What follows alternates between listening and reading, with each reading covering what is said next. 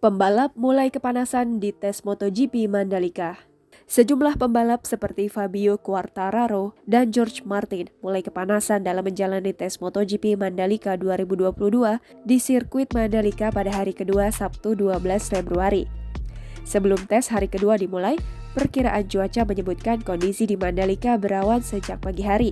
Menurut situs cuaca Free Meteo, cuaca di Lombok pada pukul 9.00 berkisar pada 27 derajat Celcius. Cuaca terus meningkat hingga pukul 11.00 yang mencapai 29 derajat. Karena itu juga, para pembalap mulai kepanasan saat menjalani tes MotoGP Mandalika hari kedua. Juara bertahan Fabio Quartararo mengunggah foto membuka resleting pakaian balap. Kondisi serupa dilakoni pembalap pramak George Martin.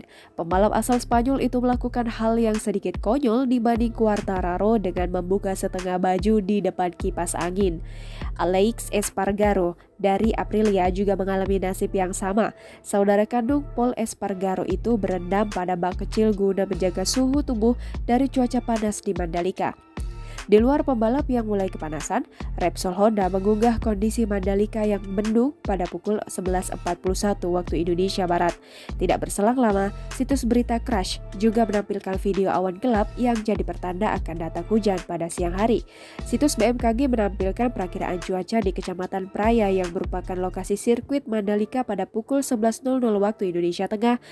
Hujan ringan dengan suhu mencapai 28 derajat Celcius dan kelembapan 85%. Kondisi hujan ringan itu diprediksi akan berlangsung sampai sore hari pukul 17.00 waktu Indonesia Tengah dengan kelembapan yang tidak jauh berbeda yaitu 80%. Jangan lupa subscribe, share, komen, dan like ya!